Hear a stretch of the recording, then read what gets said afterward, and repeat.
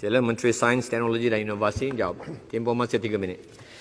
Terima kasih Datuk Yang di-Pertua. Izinkan saya menjawab sekali soalan ini dengan soalan bertarikh 19 November daripada Kota Semarahan, Lumut dan Bandar Kuching, serta dengan merujuk jawapan kepada soalan lisan nombor 6 yang telah saya kemukakan pada 4 November yang lepas yang menyentuh isu yang sama.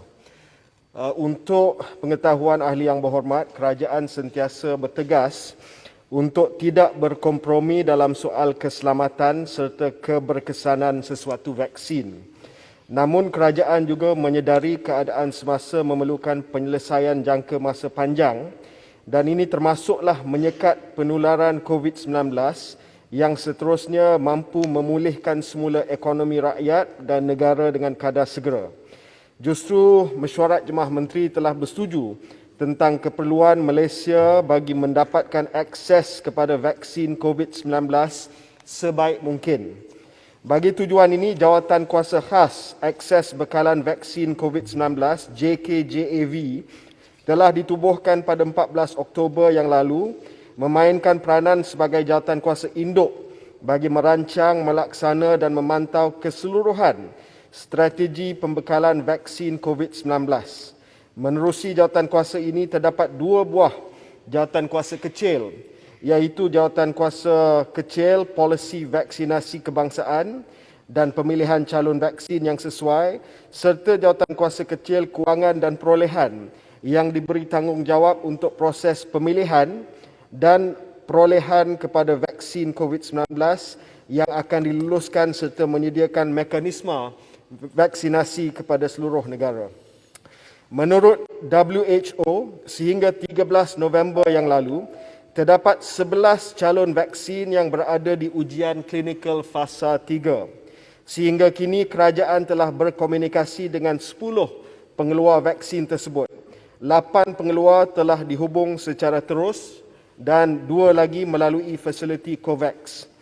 Terdapat beberapa rundingan yang berada di fasa akhir dan pengumuman rasmi akan dibuat apabila ianya telah dimeterai tidak lama lagi.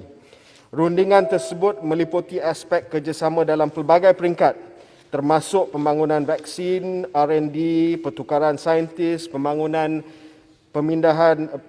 fill and finish, pemindahan teknologi, logistik cold chain, termasuk pembelian vaksin, finished product sebagai jaminan akses bekalan vaksin untuk negara. Maklumat terperinci tidak dapat diumumkan kerana masih berada di bawah terma non-disclosure agreement. Menerusi penyertaan di dalam fasiliti COVAX, Malaysia mendapat akses bekalan vaksin COVID-19 sebanyak 10% daripada populasi negara dan kerajaan sedang berusaha untuk mendapatkan 60% untuk mencukupkan sasaran imunisasi kebangsaan bagi tujuan immunity kelompok ataupun herd immunity sehingga 70% jumlah populasi negara. Kerajaan sentiasa mengikuti rapat status pembangunan vaksin COVID-19 di seluruh dunia. Kerajaan sedang berusaha untuk mendapatkan akses vaksin seawal suku tahun pertama atau suku tahun kedua tahun depan, bergantung kepada kelulusan daripada bahagian Regulatory Pharmacy Negara NPRA. NPRA akan memastikan sesuatu vaksin melepasi syarat-syarat ketat yang ditetapkan yang merangkumi soal keselamatan dan keberkesanan menerusi data-data ujian klinikal yang telah dijalankan. Hanya selepas melalui proses ketat tersebut, barulah sesuatu vaksin akan diluluskan dan keputusan untuk tempahan akan dibuat. Bagi menjawab soalan berkaitan senarai keutamaan imunisasi pula, secara dasarnya Jawatankuasa JKJAV telah bersetuju membahagikan kepada 3 fasa keutamaan, iaitu pertama, kumpulan barisan hadapan melibatkan kaki tangan KKM dan agensi bukan KKM seperti polis, angkatan tentera, immigration, penjara dan lain-lain.